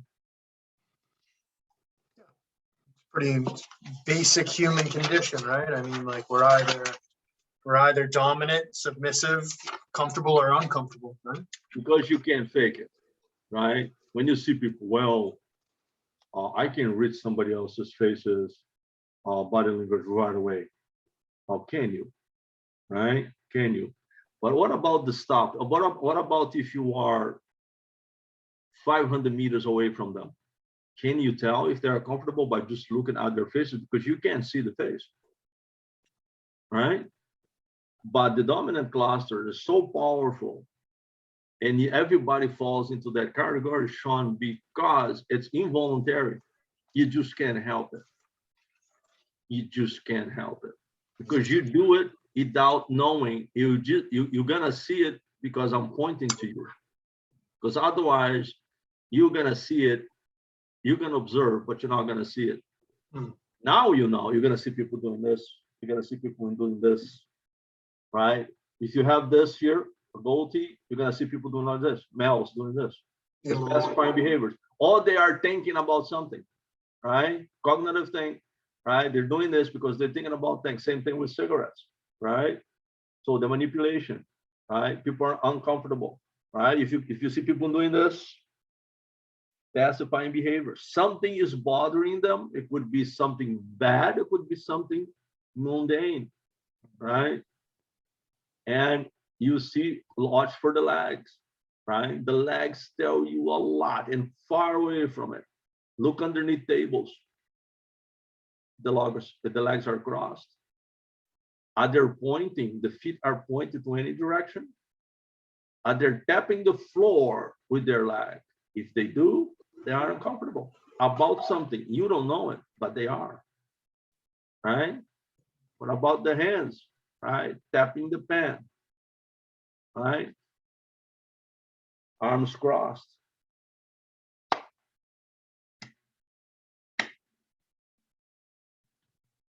The people do this all the time, swinging their arms. They're comfortable. Anxiety is there. Body is doing it. They don't even know they're doing it, right? But here you are, a professional. You're watching them. You know it. One of the brutal attack in the United States of America that never happened. Do you know about it? No, because it didn't happen. Now you should know because it was in the news, right? And the reasons, Sean, it wasn't, it didn't came to the stage of a decision of action. It went all the OODA loop of this guy went all the way from observation up to decision, but it never into action because one person at Canada border, she was a professional. She knew about the stuff, right? And I'll give you the link so you can read it on Father Google, right? So this professional police officer at the border, right? She started to talk with this guy, Canadian-born guy. And she looks at him, right? Inside of that rental car, and she started asking questions. And she was looking at him and looking for signs. And this guy started to sweat, start to come out of his forehead. Pacifying behaviors start to show up, right? And she said, something's wrong with this motherfucker, right? Something wrong. And she started to ask more direct questions to induce the behavior so he can show more of that cluster. Because you know the cluster wasn't comfortable. And he started to stumble with his words and stumble. And she says, sir, stay inside of your car. And she calls for three guys, three police officers, says, we're gonna take a look at your car. And then the behavior escalated. He started to talk nonsense. And his accent started to show more and more and more and more. When they opened the hood, sir, open the hood, he bolted.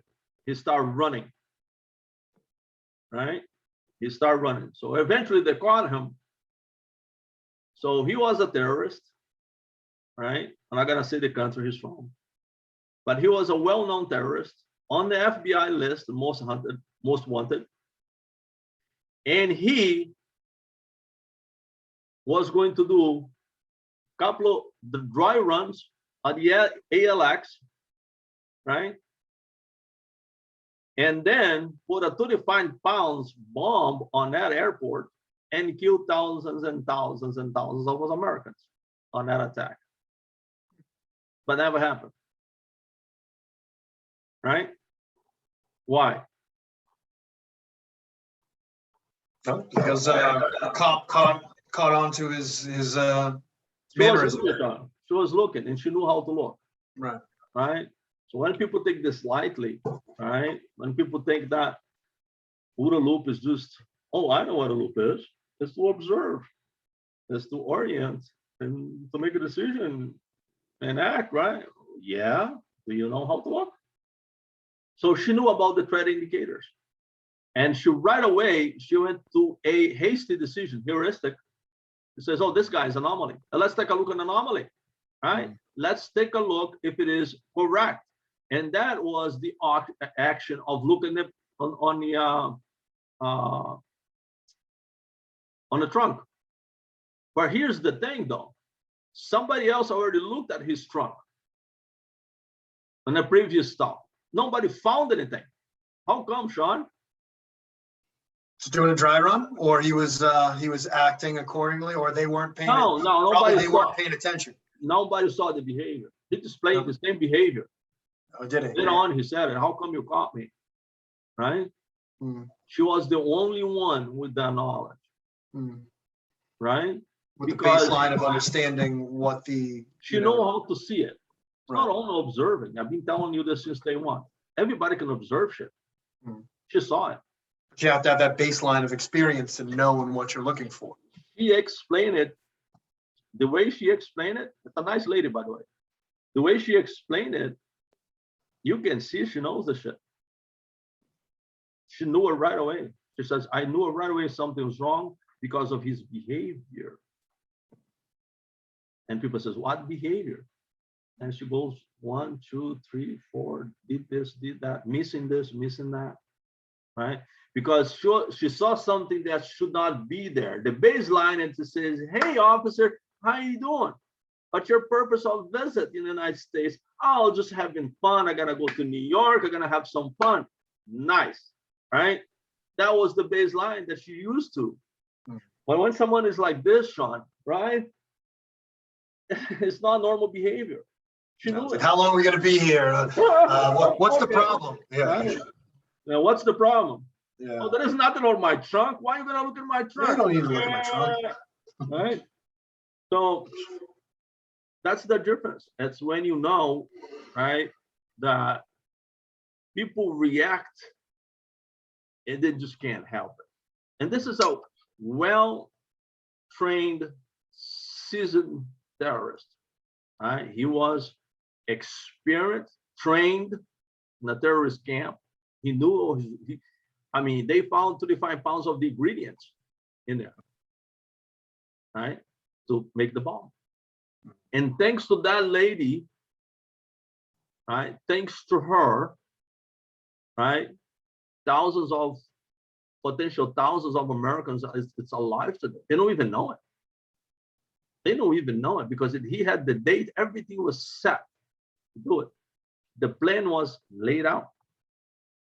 So that's the one of the biggest attacks in the United States that ever happened. People call it that. Right? So let's talk about who knows about their baseline. It's not only the good guys, Sean, the bad guys know it too. So if you look at the drug dealer, Sean, he's very comfortable about his baseline and where he operates, the corner that he sells drugs from. Guess who is not very comfortable in that baseline and will show up, will stand right away if you're watching it? A narc, probably. No, a narc is very comfortable. He knows the baseline, right? The guy's buying the shit. Yeah.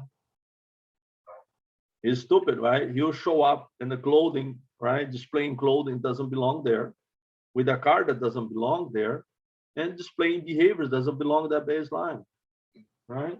It doesn't blend in. Some people make it even worse, right? They come well dressed, right? A narc will melt, a good narc will melt right in. You don't even see him, he'll blend in, right? Ideally. So remember, he's not gonna come in with the overcoat and dark sunglasses, right? So I am Bond, James Bond, right? So remember that the bad guy knows too. And this is how you make them, right, scared of you and see you as a hard to kill target. And they stay away from you, right? Remember one thing, right? Hyenas recognize the lion and vice versa. And there is a mutual respect there, right? There is a mutual respect there. Sometimes they do a little nipping in each other, but they know, right? They recognize it, right? Questions? Nope, don't have any at this point. You really drove home the above and below concept for anomalies. So I got that, and I understand the four pillars of behaviors and how to access individuals. All right. So then next time, right, our third module, we're gonna explore more about the 4 pillars of behaviors. We're gonna finish individual, then we're gonna go to group dynamics, right? We're talking about one person, right? And then we're gonna go to the environment, right? Confined spaces, now small spaces. Then we're gonna go to big areas, right? Cities, right? We're gonna explore events like markets, airports. We already talked a little bit about it. We're gonna talk about moods. What kind of moods you should expect and depending on the environment. We're gonna talk about anchor points, right? You know what I mean by anchor points? Reference point, pretty much.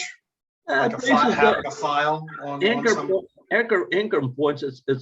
It's more where you go. For example, you go to the motor vehicle, right? What is the anchor points, right? At the RMV. Yeah. What is the anchor points there?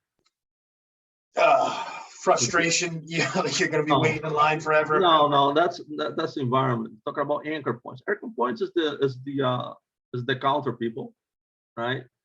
And as the what people? I'm sorry. Say that again. The counter, the people who talk to you, that helps you, right? Okay.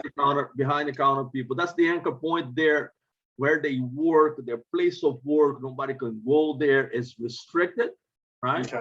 Yep. That's a type of anchor point. If it is restricted, you cannot go beyond it, right? It is open to the public or not. What kind of people are they? They're dominant, right? They're very nice, maybe not, right? If you go to the White House, it is a huge anchor point there, right? Can you go in without any restriction? No, right? So you're gonna learn all about that, how to read that, right? How to determine if there is anything there that's missing that should be there, right? Is that easier to get in, right? What is missing here that makes easier for me to get in? That's why bad people do dry runs, right? Because they know if you are paying attention. That's all it is, right? You already talked in module 1, what happened September 11, right? Dry run. So they're trying to blend in and find the anomalies that allow dry run. They take a shot at you. They approach you, Sean. You have a gun, you have a badge, you have an AR-15. They said, "Hi, officer. How you doing? I'm new in New York. What is the 50th Street?" And they try to get close to you to see if you allow them to get closer. A good operator said, "Hey, stay right there. What is your question?" All right? Alpha command. All right? So if it is a bad guy, I say, "Oh, whoa. All right? This guy's paying attention. Oh, shit. Let's go find another one. This here is, we're not going to succeed, right?" They take a shot. You don't know, but they're taking it. What time is it? Dry run. It's called dry run. They bring a bigger knife to pass to secure point, right? A bigger scissors, bigger than the one you should carry, right? And they try it, right? They're very submissive, right? "Oh, I'm sorry. My apologies. My first time here," right? So they have a fake submissive behavior. They understand about behaviors, right? So they think are very submissive, right? Because be aware of a fake submissive behavior, because when they try to get close to you, they make themselves smaller. The body language is very small. They make themselves smaller, talk very softly to get close to you, And when they get close to you, Sean, they'll pounce, right? Because the more closer to the target, what is the advantage to be close to the target, Sean? You're able to strike faster than they can react if you're closer. That's one of them. But more specific, the amplitude of attack grows, because not only you are in a punch range, grab, you are right, blade range, also firearm range. Look how many possibilities you have now, because you asked for directions to an officer, and here you are about this close to him. Now you can stab him before he draw his weapon. You can punch him. You can throw him, right? And if they say, "Hey, whoa, stay, what you need," right? If he is observing, right, he can see it, right? But if you can't see it, in the next module, I'm gonna show you the videos of real attacks to cops, right, and good ones, right, in Israel. So if you can't see it, that person is faking a submissive behavior, which belongs to that cluster we just saw it, to approach you. And that piece of paper that's supposed to be a map, right, or information flyer, is to hypnotize you, because humans, they cannot do two things at the same time. It's either or. It's either or, fortunately. Human brain is a powerful computer, but cannot one thing at a time, right? He's just trying to see if he can get close to you and get within range, essentially, with the diversionary. Hey, look at this map, and seeing if he. This is to take your attention. It's a very hasty hypnosis, right? Talking. You pay attention to the talk, because your brain wants to make sense of the words and pictures. 2 seconds, bang, bang, right? 2 seconds, all right? The knife is already there. You don't even see the knife in my hand. Remember the card tricks, right? With the magician? It's just a diversion. You don't see it. That's right here behind the other hand, right? The coin behind your ears, right? So they know about that. They know it. Right? So they try to hypnotize you with words. That's why I tell people all the time, if you are in a confrontation, do not talk, right? And tell me how many times you heard that in a self-defense class or jiu-jitsu class, because people don't know about self-defense. They know about movements, right? If you get hypnotized by talking, you don't see the attack coming, because you're hypnotized by saying the guy, "No, you are an ass. No, you are an asshole. Oh, you're son of a bitch. No, you are a son of a bitch." And when the knife comes, you can't see it. It's so fast. By the time you feel it, you already stabbed, right? So, and you're gonna see videos of people doing that, but they don't know they're doing it because they get hypnotized by the talk. Shut your mouth and look where you're gonna do the damage. Instead to get involved in the talk, look at your aggressor and know where you're gonna attack, right? They don't know you're doing it. You don't have to talk, but most people do. 99.9% of people do. That's why you see fighters like Galvão got slapped in the face twice by Gordon Ryan.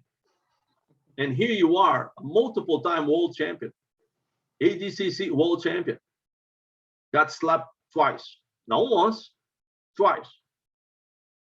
It is a shame how this guy can teach self-defense now from now on. If I was him, I'll never tell people that I'm teaching self-defense. Because you let a guy get in the range to slap you, not once, but twice. I'm not taking anything from him. Great champion, right? A monster of a guy, but don't know nothing